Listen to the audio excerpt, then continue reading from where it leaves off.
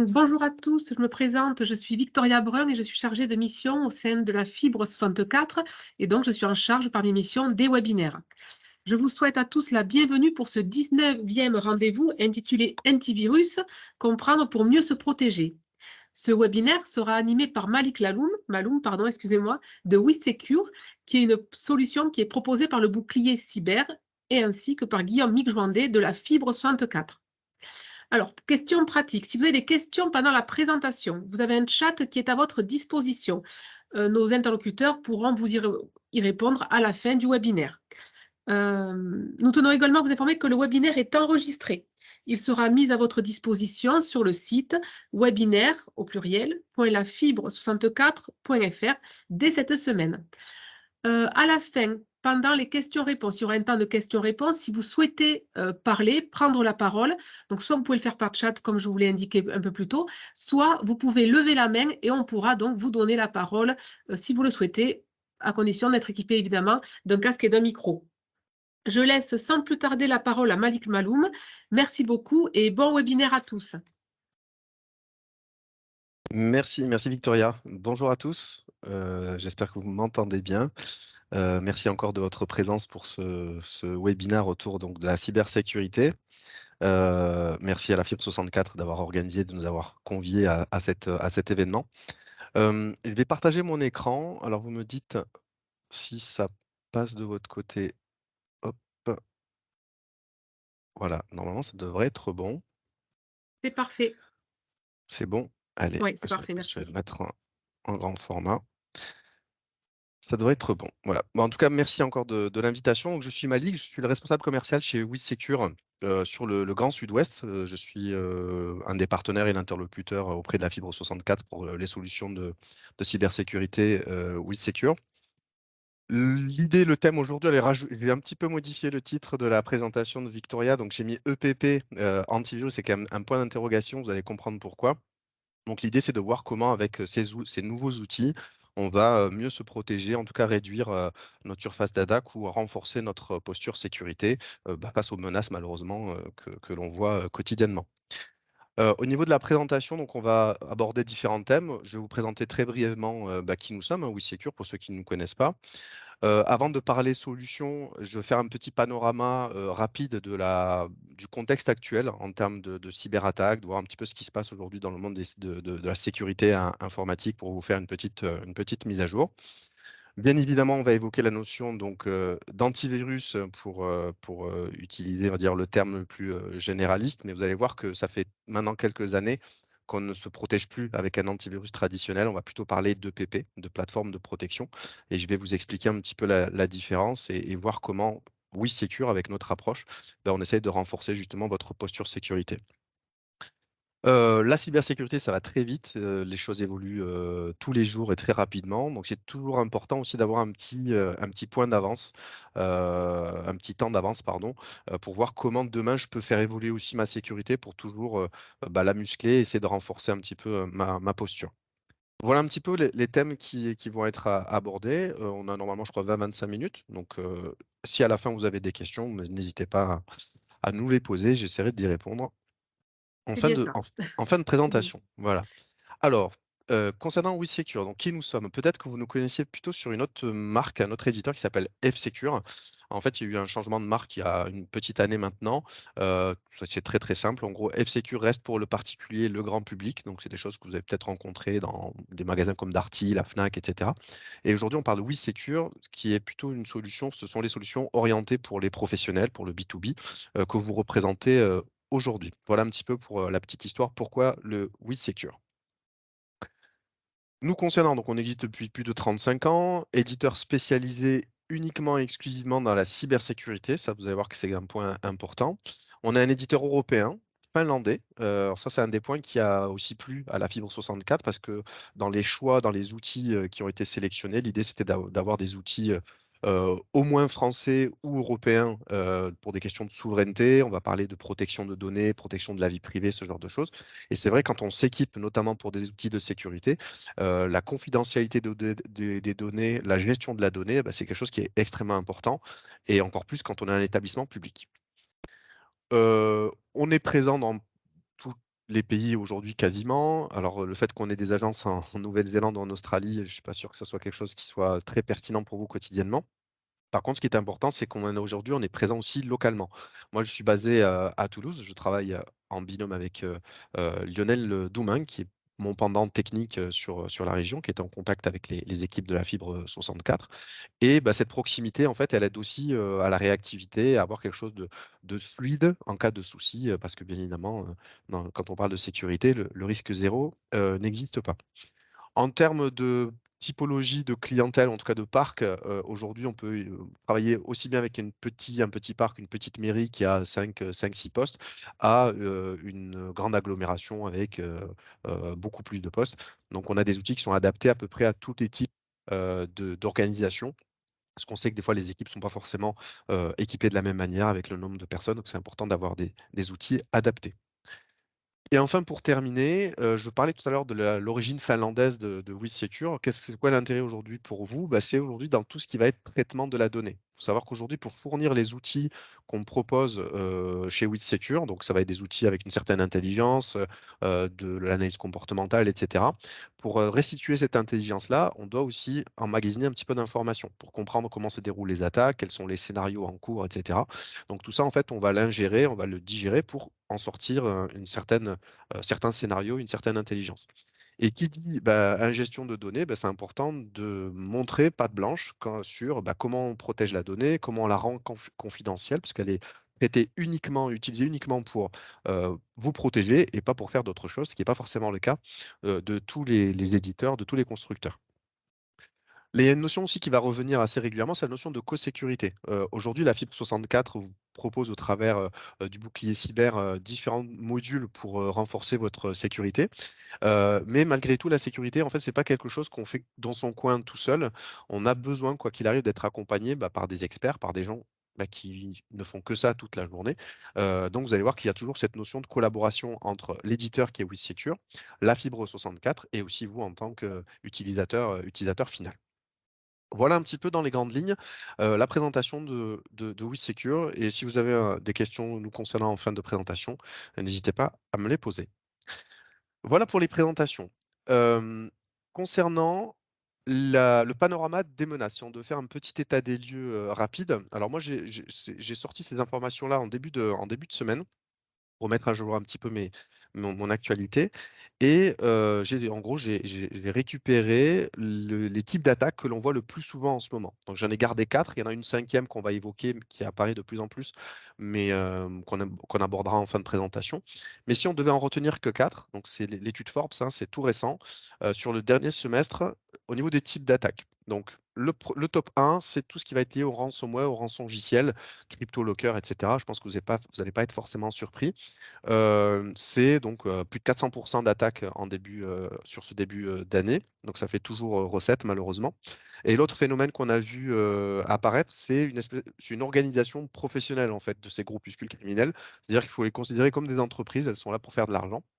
Et donc, elles revendent leurs packers, leurs solutions pour chiffrer les données et prendre en otage malheureusement les organisations, et pour que le hacker en herbe, qui n'a pas forcément de compétences particulières, soit capable de mener des attaques. Et c'est un vrai business autour de ça, et c'est problématique.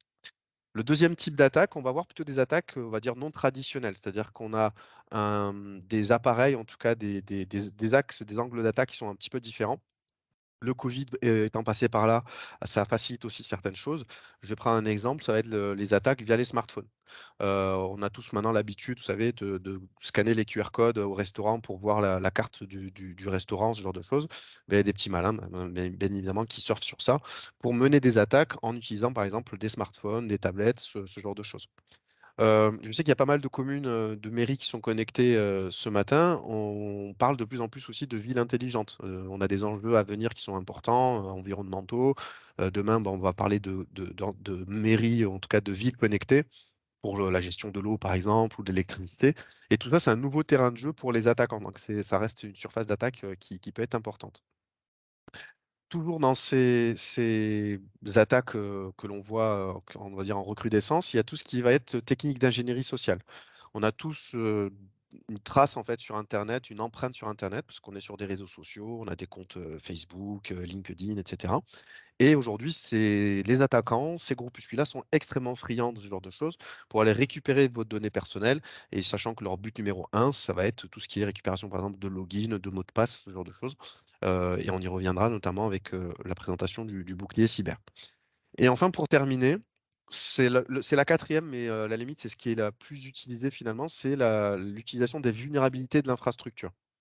C'est-à-dire qu'aujourd'hui, un attaquant de base, il est un peu feignant, il ne va pas aller créer une attaque propre pour telle ou telle organisation. Il va juste regarder où sont les portes ouvertes, où sont les fenêtres ouvertes, à savoir les vulnérabilités des logiciels, etc., pour monter une attaque en ce sens en exploitant les vulnérabilités. Et la conséquence de cela, on le voit tous les jours aujourd'hui, il ne se passe pas une journée sans qu'on ait une actualité, voilà, malheureusement, qui met en avant une attaque, voilà, que ce soit auprès des entreprises, mais aussi dans le secteur public et le secteur de la santé, qui est une cible quand même qui est assez privilégiée. Ces dernières années. Alors les raisons, vous les connaissez sûrement, mais c'est toujours bon de les rappeler. Euh, Vous traitez aujourd'hui de la donnée sensible, liée aux citoyens notamment, et donc c'est des données qui ont extrêmement de valeur pour un attaquant, pour un pirate informatique, parce que ça vaut de l'argent aujourd'hui sur le marché, au-delà du côté prise d'otage et je peux mettre à disposition ces informations ou les rendre publiques. Donc ça, c'est un des premiers éléments qui explique le fait que vous soyez pris pour cible.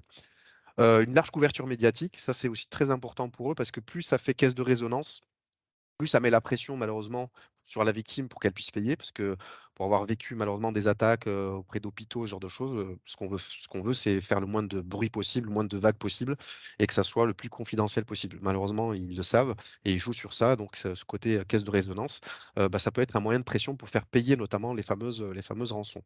Et enfin, pour terminer, il y a la partie ressources informatiques ou ressources humaines qui parfois peuvent être pas forcément dimensionnées par rapport aux enjeux. Et ça, on le voit aussi régulièrement. On dit souvent que le cordonnier est le plus mal chaussé. En effet, vous traitez de l'information qui peut être extrêmement confidentielle sans forcément avoir les outils en face qui permettent justement de les sécuriser et de les protéger. Voilà, ça c'est pour un peu l'état des lieux de ce qui se passe aujourd'hui, de ce qu'on rencontre quotidiennement en tant que professionnel dans la cyber et vous malheureusement en tant que cible potentielle. Concernant le bouclier cyber, l'idée, alors je sais que on va vous présenter la partie bouclier cyber juste après. Je voulais juste le reprendre pour vous situer où se trouve le WithSecure dans le bouclier cyber. Le bouclier cyber, il a vocation donc à vous protéger au niveau de vos mails, à sécuriser vos mots de passe, vos logins, etc., tous vos accès pour éviter qu'ils ne puissent être exploités. Et surtout, sauvegarder aussi vos données pour les garder l'intégrité de vos données et être en capacité de revenir à la normale si demain vous subissez une attaque grâce à vos sauvegardes. WithSecure, lui, nous, on va se positionner sur la partie protection de vos terminaux. C'est-à-dire que c'est un peu le chien de garde ou la porte blindée, on peut appeler ça comme on veut, qui va protéger vos postes de travail, les serveurs, les smartphones et les tablettes. En gros, tout ce que les utilisateurs vont avoir entre les mains pour rentrer en fait sur le réseau de l'entreprise ou travailler dans l'organisation. Et donc là, nous, on se situe vraiment sur la partie protection. Je vous parlais tout à l'heure de l'aspect antivirus et EPP. Alors, pourquoi je me fais cette distinction-là? C'est qu'aujourd'hui, quand on parle d'antivirus, il a un périmètre en fait qui va être un peu plus réduit qu'un EPP, où là, on va plutôt raisonner en plateforme. Si je devais résumer, l'antivirus, lui, il est là pour détecter bien évidemment un fichier malveillant, l'identifier, le mettre en quarantaine ou le supprimer. Et ça, il le fait sur une base de données existante. Donc, en fait, l'antivirus va avoir une liste connue ou qui se met à jour très régulièrement de ce qui se fait comme type d'attaque, comme fichier. Et s'il voit sur une machine ou sur un poste qu'un malware ou qu'un fichier malveillant a été posé, et ben, hop, il va le bloquer, il va l'encapsuler, il va bien évidemment le supprimer si besoin. Bien évidemment, le PP va faire ça. Par contre, il va aller beaucoup plus loin. On ne va pas uniquement se baser sur j'arrête un fichier, je bloque un fichier, mais on va faire par exemple en sorte de pouvoir chiffrer les données de la machine pour éviter qu'elle puisse être exploitée. On va faire tout ce qui est prévention d'intrusion, prévention d'exploit, ça peut être des attaques d'ailleurs sans fichier. On va vous protéger aussi pendant votre navigation. Quand on va sur internet, tous les sites ne sont pas forcément sécurisés, même s'ils peuvent paraître, légitimes, mais on vous protège sur cette partie-là. On va aussi vous protéger pour tout ce qui va être, on va dire, perte de données, et cetera. Donc on va voir que l'EPP finalement, c'est vraiment une approche qui est beaucoup plus moderne et qui va avoir un périmètre beaucoup plus large. Et enfin, le dernier élément qui va différencier, l'EPP d'un antivirus, c'est qu'on va avoir une gestion centralisée. C'est-à-dire qu'on va avoir une console qui va me permettre de suivre finalement ce qui se passe chez moi pour réagir et mettre en place des actions si malheureusement je subis une attaque ou si je vois quelque chose sur la console. Voilà, j'espère que c'est clair pour vous. Au niveau de ces différences-là, si vous avez des questions à la fin, n'hésitez pas à les poser. Maintenant, si je devais résumer ça, côté WithSecure, comment on vous protège? Aujourd'hui, quand la fibre 64 vous fournit l'agent WithSecure, qu'est-ce qu'il va vous fournir? Il va vous fournir donc bien évidemment la brique antivirus qui est présente dans le PP, un module d'analyse comportementale. Donc, c'est un module qui vous permet de, de détecter des attaques qui sont inconnues, en fait. C'est des comportements qui vont nous paraître suspicieux. Et ce comportement-là, on va être capable de le bloquer, de le mettre en quarantaine ou tout simplement de le supprimer parce qu'on est tellement sûr que, pour le coup, on ne va pas le laisser travailler sur la machine. Un thème qui revient de plus en plus ces derniers temps, c'est la notion d'intelligence artificielle. Il faut savoir qu'aujourd'hui, les modules d'IA ont commencé à être exploités par les attaquants. Alors Victoria, comme j'ai pas trop le chronomètre, Non, c'est n'hésitez pas à parfait. me OK, me dites C'est parfait. On est dans me les dites temps. bon parfait. N'hésitez pas à me Merci. dire si je déborde un petit peu. Donc la partie, intelligence artificielle, c'est quelque chose qui va prendre de plus en plus de place. Je parlais tout à l'heure cinquième façon en fait de mener des attaques. Et ben aujourd'hui, les attaquants se sont appropriés bien évidemment les outils basés sur de l'intelligence artificielle pour automatiser certaines de leurs attaques et même des attaques basées sur de l'intelligence artificielle. Et ben nous, en contrepartie, en tant qu'éditeur, on doit faire la même chose, mais en mode défensif. Et là, ces outils-là, on les met déjà en place dans les agents WithSecure. Et donc, vous êtes protégé aussi sur ces attaques avancées basées sur voilà, du deep learning ou ce qu'on va appeler vulgairement de l'intelligence artificielle. Donc là, on est vraiment sur la brique de base qui est déployée chez vous dès que l'agent est activé sur vos postes et sur vos serveurs. C'est ce qui est poussé dans le cadre du, du bouclier cyber, pardon. Si maintenant je faisais un parallèle avec les fameuses attaques dont je vous parlais tout à l'heure, d'accord? Aujourd'hui, première question, monsieur Maloum, est-ce qu'aujourd'hui, en déployant ce type de solution, je suis protégé face au ransomware, et cetera? Alors la réponse, la vraie réponse, c'est aujourd'hui le risque zéro n'existe pas. Donc en effet, il y aura toujours malheureusement une petite probabilité peut-être de subir une attaque. Nous, notre rôle au travers de la fibre 64, c'est de réduire au maximum les risques. C'est de faire en sorte que vous ne soyez pas une cible facile et que si demain malheureusement il y a une attaque se déroule, que ce ne soit pas chez vous, mais plutôt sur des réseaux ou des infrastructures qui sont moins protégés. Donc, pour se prémunir face au ransomware, il y a 3 modules qui sont embarqués dans la solution WithSecure. Il y a le moteur DeepGuard, qui est le moteur d'analyse comportementale chez WithSecure. C'est lui qui, clairement, c'est le cerveau de l'agent. Ensuite, on a un autre module qui est très très intéressant, c'est ce qu'on appelle le module de rollback.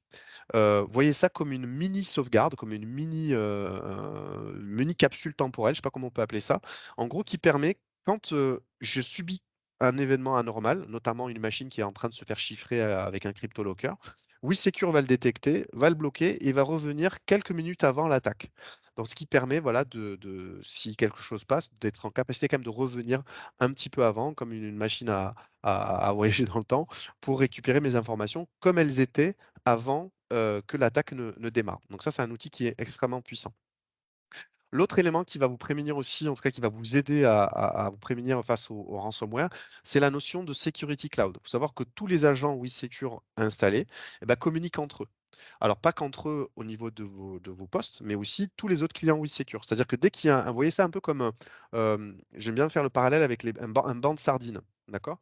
Vous avez le banc, dans les documentaires, il bouge un peu de façon presque comme si c'était un seul unique organisme. Et quand il y a un prédateur qui vient autour, vous voyez, malheureusement, il y a toujours une ou deux sardines qui se fait avoir.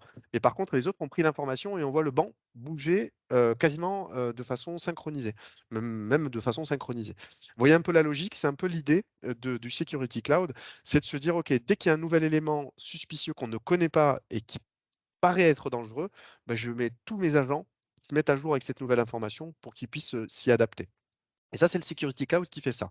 Donc déjà, par rapport au premier type d'attaque, ben, on arrive à couvrir ce périmètre-là.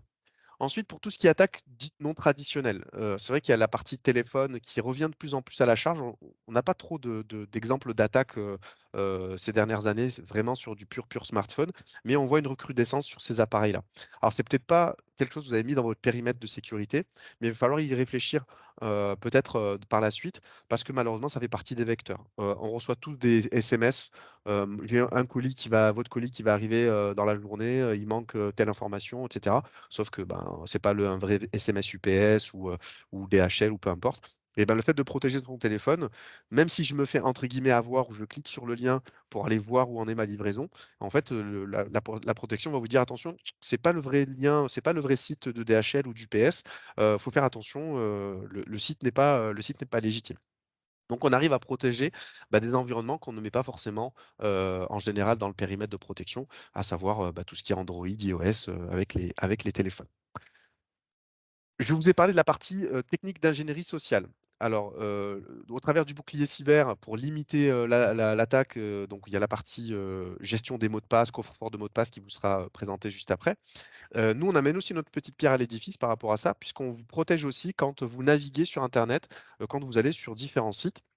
Eh ben, si le site essaye de faire quelque chose d'anormal, d'inapproprié, eh ben, l'agent va vous dire attention, j'ai bloqué ce site parce que même des fois qui peut être légitime, hein. On a eu le cas des pages jaunes il y a quelques années où les pages jaunes s'étaient fait hacker et donc les pirates récupéraient les informations à chaque fois que quelqu'un saisissait des informations sur le site des pages jaunes. Ben, les pages jaunes, pendant 3-4 heures, WeSecure l'a bloqué parce qu'il faisait des actions qui n'étaient pas forcément légitimes. Et donc ça permet de vous protéger quand vous naviguez sur Internet, quand vous faites des paiements sur Internet ou ce genre de choses, eh ben, vous avez le browsing protection, le web content control, qui fait ça. Ensuite, nous avons la partie vulnérabilité de l'infrastructure. Donc, il faut savoir qu'aujourd'hui, un poste de travail, dès que vous l'allumez, c'est malheureux, mais c'est comme ça, il y a de fortes chances qu'il y ait des vulnérabilités, des logiciels qui ne sont pas à jour sur le parc, parce qu'on a des patchs à mettre à jour, à pousser, etc. Et ça, les attaquants l'utilisent énormément pour mener leurs attaques. Pour cela, nous, dans l'agent WeSecure, on vous propose un module qui s'appelle Software Updater. C'est-à-dire que chaque fois que la machine va s'allumer, il va remonter toute la liste des applications ou des logiciels qui ne sont pas à jour et qui sont susceptibles d'être utilisés comme vecteur d'attaque. Et au-delà de vous montrer en rouge, en orange, ces applications qui ne sont pas forcément à jour, l'outil vous donne aussi la possibilité de les patcher, de faire ce qu'on appelle la remédiation, de les mettre à jour et faire en sorte que votre machine, finalement, on la verrouille et les vulnérabilités ne vont plus être exploitées comme angle d'attaque en cas de cyberattaque. Voilà, si je devais faire un petit parallèle entre les menaces aujourd'hui j'allais dire du marché, je dirais le contexte que l'on vit quotidiennement, et les modules finalement que va proposer WeSecure. Donc on a une démarche qui est assez pragmatique, hein, on ne va pas réinventer la roue. Il y a une menace et on essaie de mettre en face un module ou une fonctionnalité pour limiter l'adhérence de ces menaces. Je ne vais pas rentrer dans les détails de tout ce qui est inclus parce que là, je rentre un peu plus dans le détail de tout ce que va apporter l'agent WeSecure. Donc ça, je pourrais partager cette présentation. Comme ça, s'il y a des éléments voilà, qui vous posent question, en tout cas s'il y a des fonctionnalités qui vous intéressent, vous allez les retrouver dans ce tableau. On les a toutes listées. Là, je n'ai pas évoqué la protection contre les USB, ce genre de choses. Le chiffrement des disques. On peut chiffrer les disques via la console si on veut. On a une population itinérante avec des ordinateurs portables, pardon. Si la personne perd son portable, son ordinateur ou si elle se le fait voler, on a la capacité de le chiffrer pour que la personne qui l'a volé ne récupère pas l'information, ce genre de choses. Donc ça, on peut aller beaucoup plus loin et je me tiens à votre disposition si vous avez des questions sur les autres fonctionnalités. Oui, Et pour Malik, terminer, juste, oui, oui, pardon. excusez-moi, juste avec le replay du webinaire, il y aura également les présentations. Parfait. Bon, Voilà, donc après, de toute façon, voilà, s'il y a besoin, je pourrai donner vos coordonnées s'il y a besoin. Ouais, merci. Impeccable. De rien. Merci. Donc voilà un petit peu sur voilà, les modules ou comment WeSecure va s'incrémenter dans le bouclier cyber. Élément important, je vous le disais tout à l'heure, c'est ce qui différencie donc l'antivirus traditionnel dès cette notion de PP, c'est une console centralisée. Alors ça, c'est une console à laquelle vous pouvez avoir accès. Donc c'est à la demande. Dès que vous avez des licences WithSecure, vous pouvez être en capacité de consulter en fait un peu l'état de santé de votre infrastructure, de votre parc, et voir ce qui s'y passe. Est-ce qu'il y a eu des actions malveillantes? Est-ce qu'il y a eu des comportements anormaux sur le parc? Donc c'est une console qui a été faite vraiment pour être utilisée quotidiennement. Donc elle est très très lisible, même pour quelqu'un qui n'est pas forcément extrêmement technique. Moi, je suis pas, moi le premier, hein, je n'ai pas de formation technique, mais j'arrive très aisément à lire, avoir une lecture de cette console et de pouvoir tout centraliser sur un seul et unique outil pour avoir justement ce visu sur ma sécurité. Donc ça, c'est un élément important. C'est quelque chose d'activable ou pas, après à voir comment vous voulez fonctionner avec la fibre 64. Là, pour le coup, je vous laisserai vous rapprocher de la fibre 64. La sécurité aujourd'hui, c'est bien, mais c'est aussi intéressant de voir un petit peu vers où on peut aller dans le futur pour justement renforcer la sécurité. Et je vais conclure avec ça. Aujourd'hui, un des éléments qui revient très souvent quand on intègre les solutions WeSecure auprès de nos clients, c'est la notion de détection et de réponse. Juste avant, en fait, je vous ai parlé de comment bloquer une attaque, comment bloquer un fichier malveillant, etc. Il y a un autre aspect qui est important, c'est la capacité à visualiser en fait une future attaque ou en tout cas à anticiper une future attaque. D'accord? Au lieu d'attendre que le cambrioleur vienne avec sa masse casser ma porte et moi l'arrêter, donc c'est un peu la logique qu'on a vue tout à l'heure, mais l'idée c'est de se dire est-ce que ce serait pas intéressant de mettre des caméras?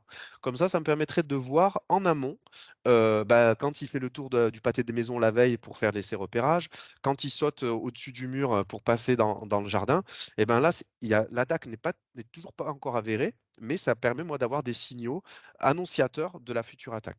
Et ça, aujourd'hui, il y a un élément qui fait ça, il y a un module qui fait ça, c'est le module EDR. J'ai cru comprendre que certains d'entre vous en étaient déjà équipés, pour certains qui participent à cette présentation. Clairement, voilà un peu la différence entre l'EPP que je vous ai présenté juste avant et l'EDR. Donc l'EDR, il a vraiment ce rôle de caméra de surveillance, si je devais faire un parallèle un peu simpliste, pour anticiper, voir finalement les mouvements annonciateurs de l'attaque avant que malheureusement que le couperet ne tombe. Et en fait, c'est cet EDR donc, qui permet de détecter les mouvements, ces fameux mouvements, ces comportements anormaux. Ça permet de contenir l'attaque, c'est d'isoler les machines par exemple et de bloquer l'attaque parce que une attaque malheureusement des fois ça se passe plutôt à 2 h du matin un samedi ou un dimanche qu'un lundi à 10 h. Donc ça permet de faire des blocages automatiques, d'isoler la machine du réseau pour éviter que ça ne contamine les autres machines. Et enfin, pour terminer, ces outils-là permettent, quand vous faites appel à des services appropriés, de faire de l'investigation et de la remédiation. C'est un peu la boîte, comment on appelle ça, la boîte de secours pour venir comprendre comment l'attaque s'est déroulée et surtout soigner, remédier à l'attaque pour repartir et refaire partir les machines et éviter d'être bloqué, d'être pris en otage à cause de l'attaque. Et ça, donc, c'est la notion de détection-réponse avec l'EDR, EDR. Donc, si ce terme-là vous est familier, c'est clairement ce qu'on est en train de faire sur cette partie. Et pour ceux qui ne sont pas forcément au fait de ces modules-là, sachez que c'est l'EDR qui joue ce rôle. Et pour information, quand vous déployez WithSecure sur les postes, donc pour les gens qui sont déjà équipés de l'EPP, il faut savoir en fait que l'EDR est déjà encapsulé dans l'agent. C'est juste une option à activer. Donc là, il suffira de passer par la fibre 64, de dire voilà, j'aimerais bien activer le module EDR pour aller un peu plus loin dans ma sécurité. Et c'est quelque chose qu'on peut activer par la suite si vous le souhaitez. Voilà, j'ai fait le tour, je pense, de la partie WithSecure. Je ne sais pas combien j'ai pris de temps, j'espère que je n'ai pas trop débordé. Parfait. Mais Presque 30 minutes, c'est parfait. eh ben voilà, il Merci restera beaucoup. un peu de temps pour les questions. Voilà. Merci beaucoup Malik donc pour votre présentation. Pas de Donc c'est vrai souci. que pour rappel, donc WeSecure fait partie du bouclier cyber que la fibre 64 propose. Voilà, le bouclier cyber, qu'est-ce que c'est? Je vais laisser Guillaume l'expliquer parfaitement. Donc Guillaume, je te laisse la parole. On va partager, il a un petit diaporama à vous présenter.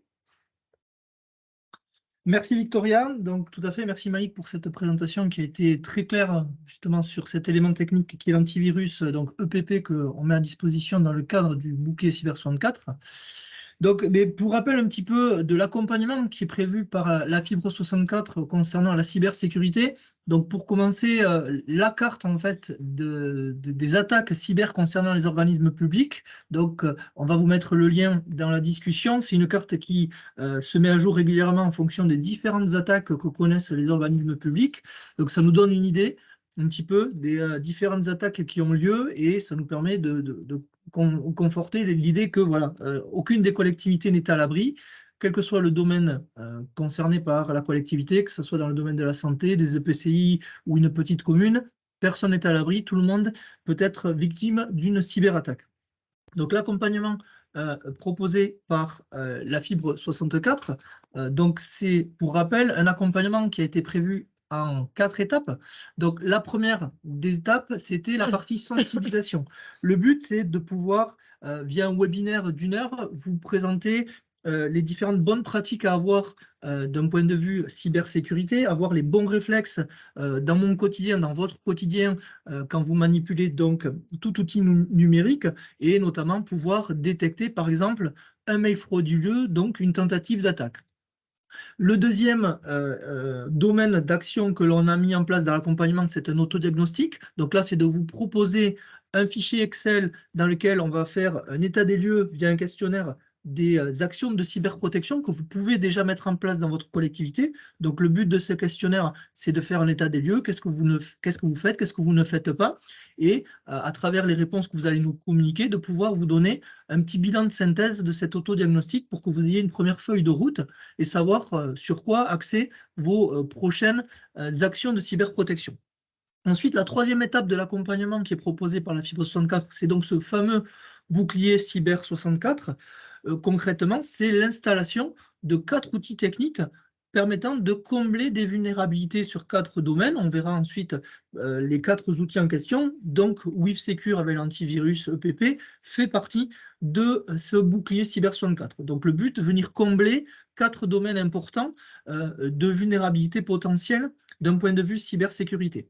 Et pour rappel, la quatrième étape de l'accompagnement prévu par la fibre, c'est de permettre l'interconnexion prochainement de tous les réseaux informatiques des collectivités avec le déploiement de la fibre optique. Donc plus tard, c'est de pouvoir interconnecter ces réseaux pour, pourquoi pas, permettre d'assurer une protection cyber plus globale, générale, de par la construction de ce futur réseau. Donc ça sera dans un avenir, mais voilà un petit peu, pour rappel, le parcours d'accompagnement qui était. Donc pour rappel, en ce qui concerne le module 1 et le module 2, de nouvelles dates sont proposées pour assurer et suivre les webinaires de sensibilisation pour le module 1 et le webinaire de présentation de l'autodiagnostic, donc du fichier Excel qu'on met à votre disposition dans le module 2. Donc pour rappel, c'est le site cyber.lafibre64.fr qui va vous permettre de vous inscrire dans ces modules 1, dans ces modules 2. Donc parmi vous, certains ont déjà suivi ces modules, certains ne l'ont pas encore fait. Donc on vous conseille de vous inscrire à ces modules-là pour compléter votre accompagnement cyber et non pas se focaliser que sur le bouclier Cyber 64, mais de bien suivre l'accompagnement en totalité, puisque comme l'a dit également Malik, le but c'est de prévenir les attaques. Donc d'être sensibilisé, de ne pas cliquer sur le lien, c'est la meilleure protection que l'on peut avoir.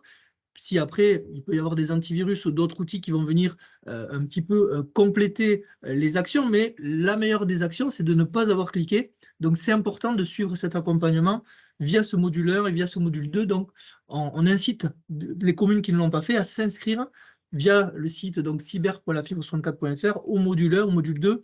Des dates sont prochainement disponibles.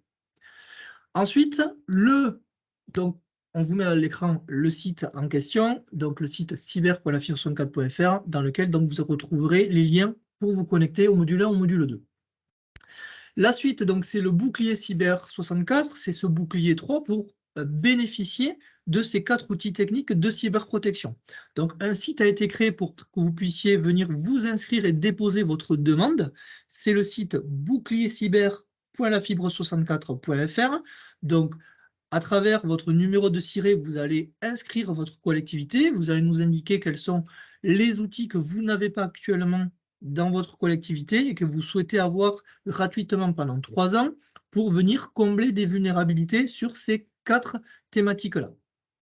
Donc, sur ce site-là, vous retrouverez l'inscription pour les 4 outils que l'on va présenter maintenant. Donc, on a vu avec Malik l'antivirus WithSecure pour la protection antivirus EPP.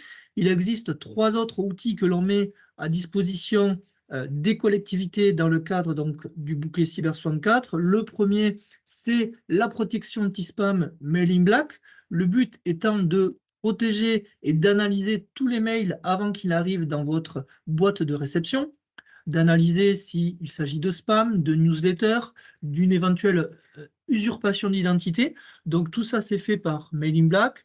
Concrètement, tous les mails passent d'abord chez Mail in Black, sont analysés, et ensuite, vous ne récupérez que les mails une fois qu'ils ont été analysés, vous garantissant que, par exemple, un mail avec un virus dedans sera écarté et n'arrivera pas dans votre boîte de réception. Le deuxième outil de protection concerne le gestionnaire de mots de passe UpSign-On. Le but, c'est de remplacer le fichier Excel ou le papier, le calepin papier que vous avez sur votre bureau dans lequel vous avez mis tous vos mots de passe.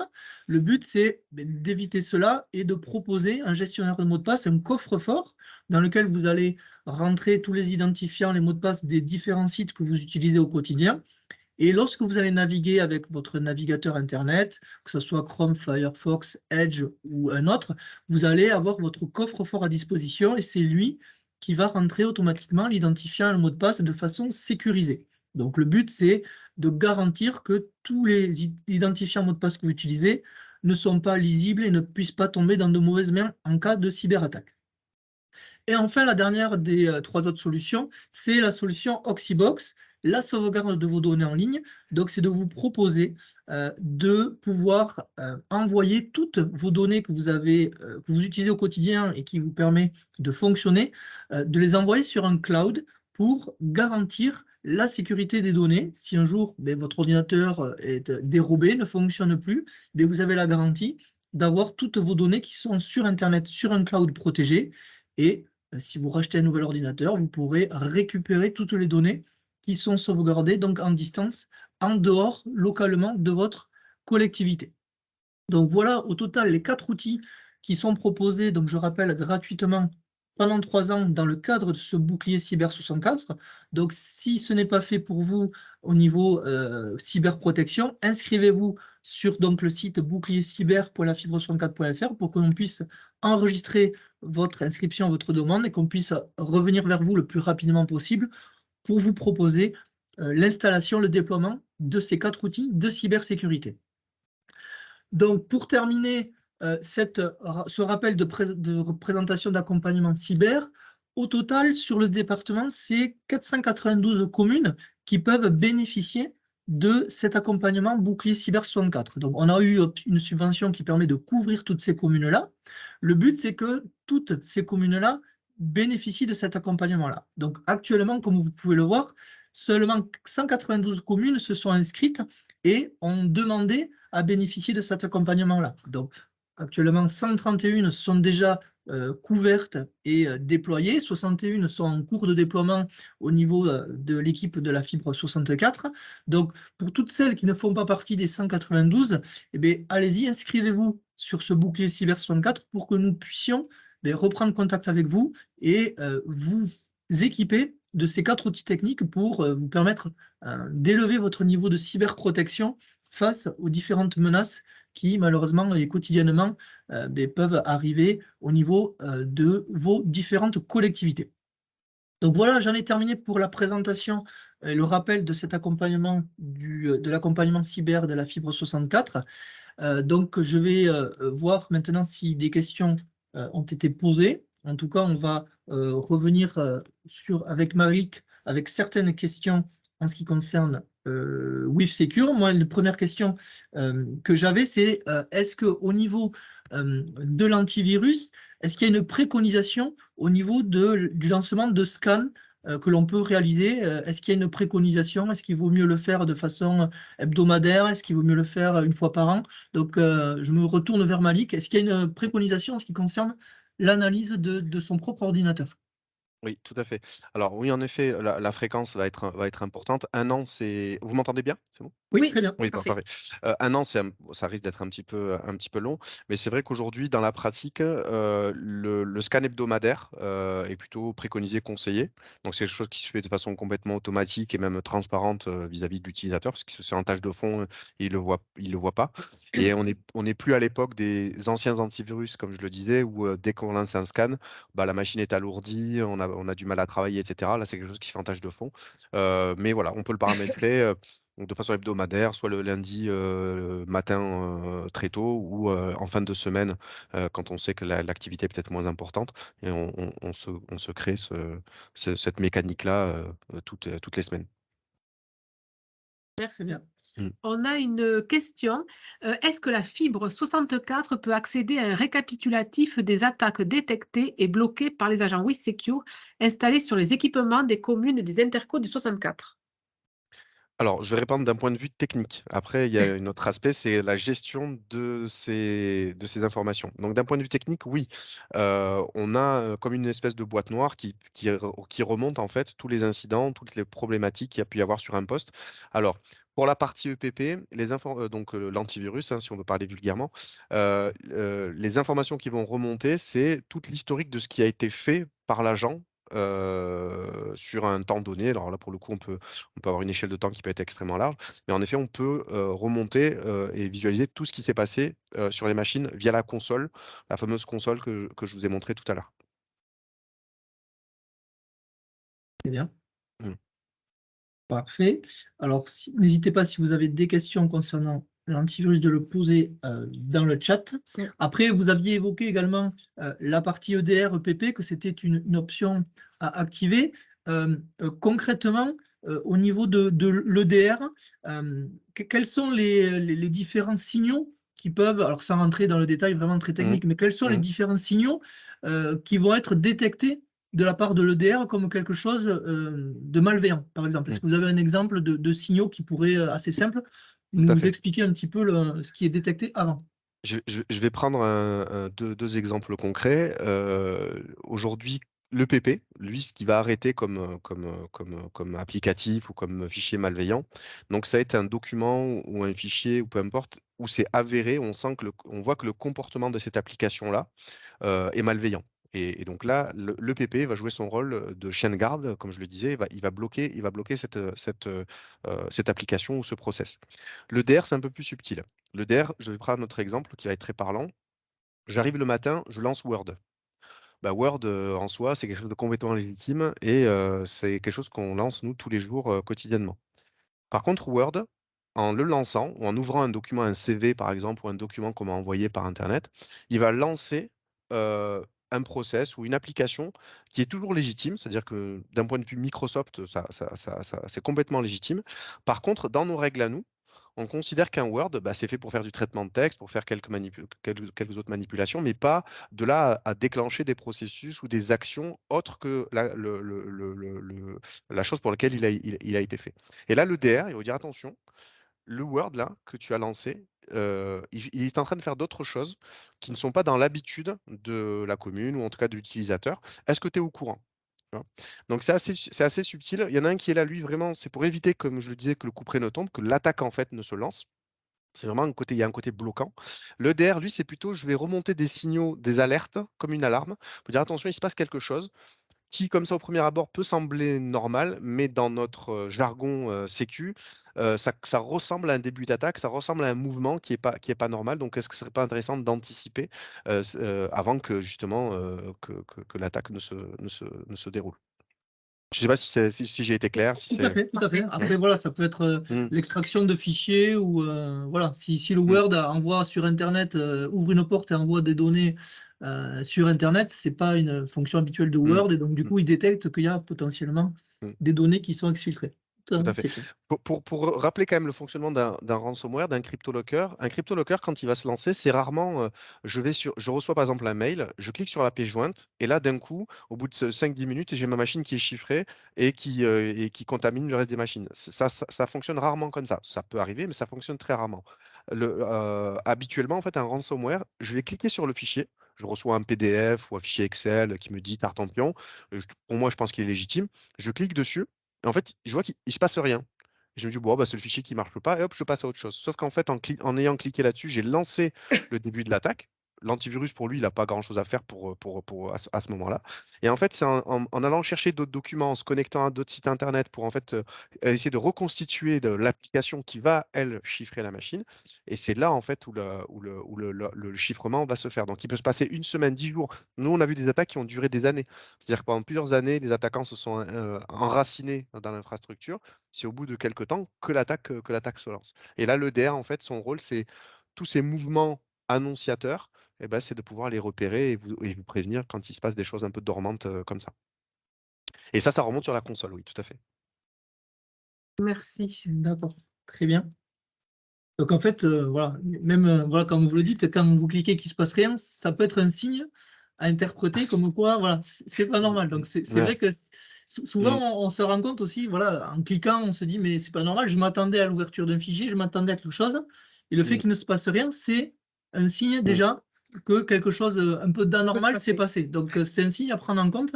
Et comme vous le disiez très justement, l'attaque ne se produit pas de suite. Souvent, voilà, les attaquants vont prendre un peu de temps pour analyser où c'est qu'ils sont arrivés, qu'est-ce qu'ils peuvent faire, quel est un petit peu le potentiel de la machine et des accès.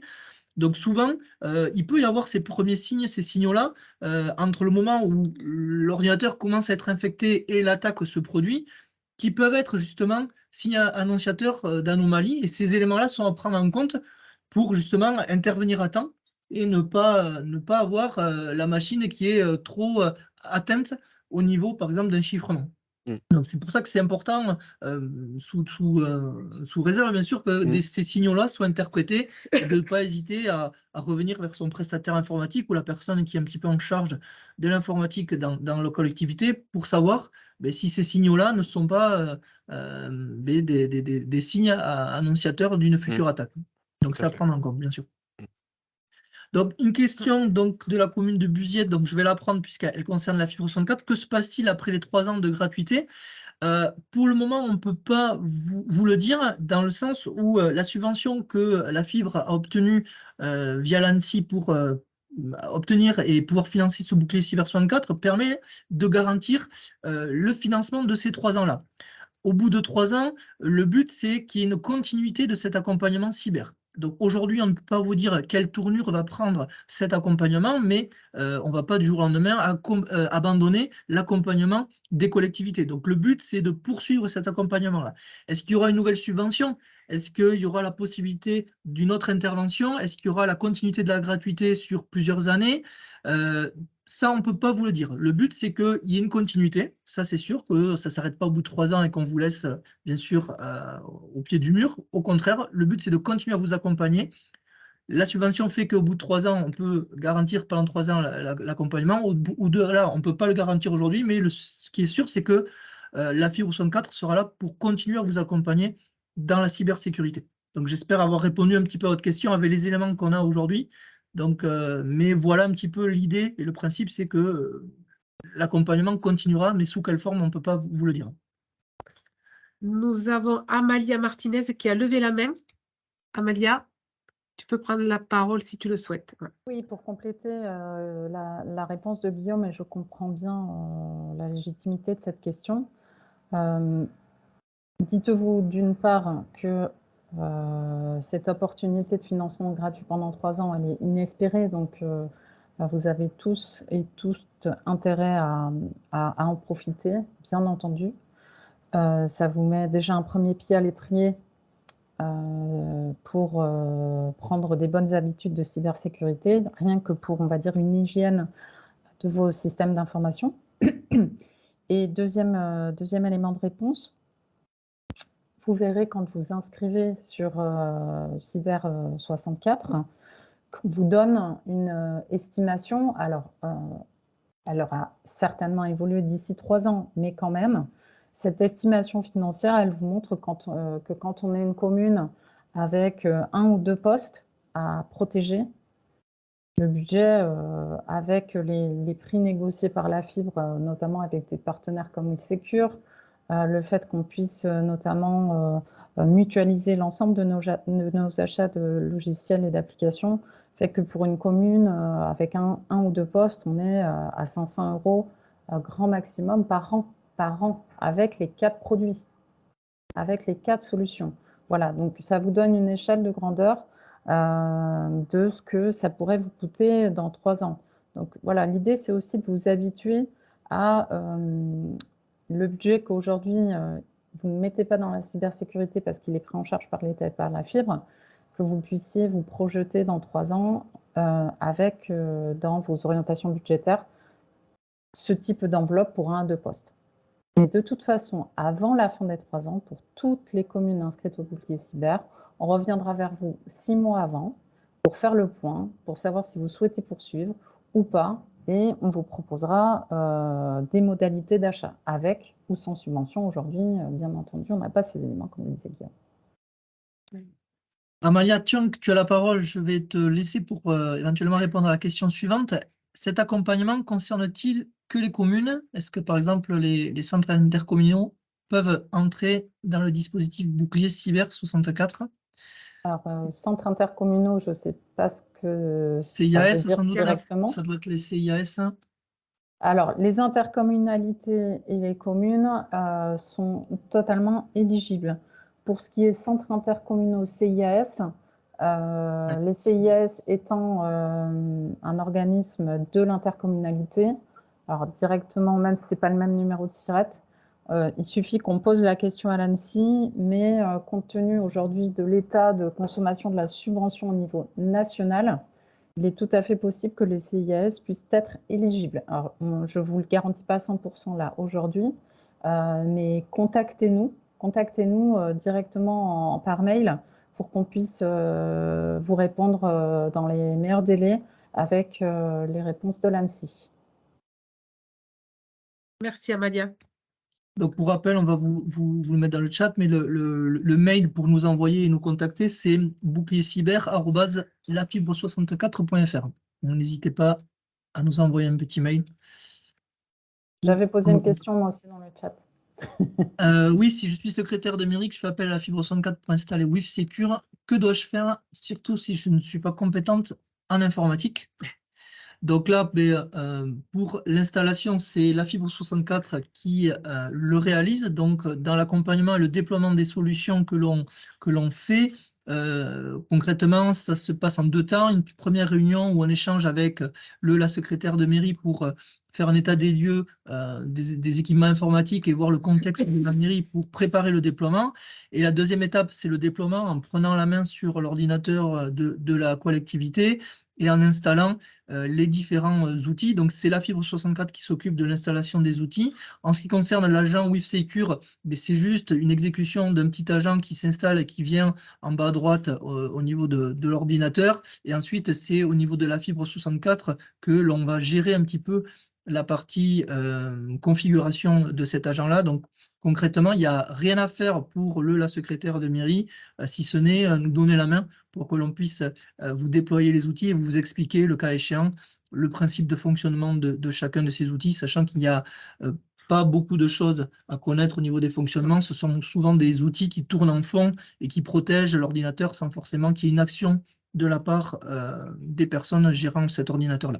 À part ce que nous a expliqué tout à l'heure Malik, ce qui est les analyses manuelles ainsi que les mises à jour d'ordinateurs que l'on peut faire soi-même directement via l'agent qui sera en bas à droite dans la barre de lancement rapide. Voilà. Tout ça, c'est présenté lors du déploiement Tout à fait. des outils avec la secrétaire de mairie. Ouais. Il n'y a pas d'autres questions. On va en profiter pour vous informer que le 5 octobre se déroulera à Pau la journée expert dédiée aux enjeux de la cybersécurité. Donc, c'est l'Intercotour qui s'arrête à Pau. Je vais vous envoyer dans le chat le lien d'inscription qui vous permettra de participer à cette journée qui s'inscrit dans les travaux du Cybermois 2023.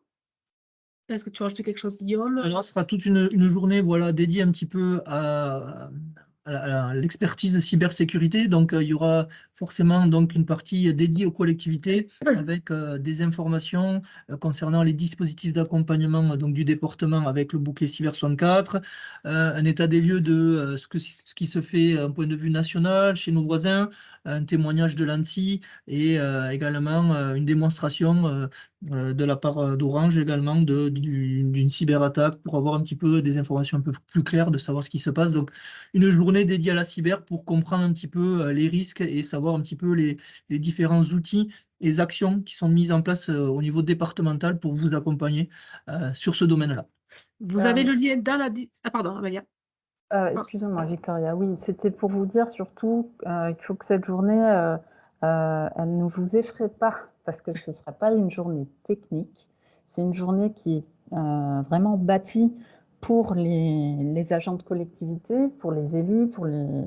Voilà, c'est une journée didactique, c'est une journée qui va vous montrer comment les choses fonctionnent.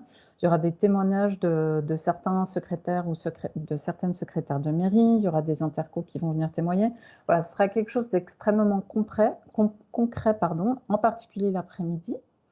Par exemple, avec l'association des maires, on a constaté qu'il y avait certains ou certaines communes, et non, cette journée, elle n'est pas en webinaire, elle est sur Pau.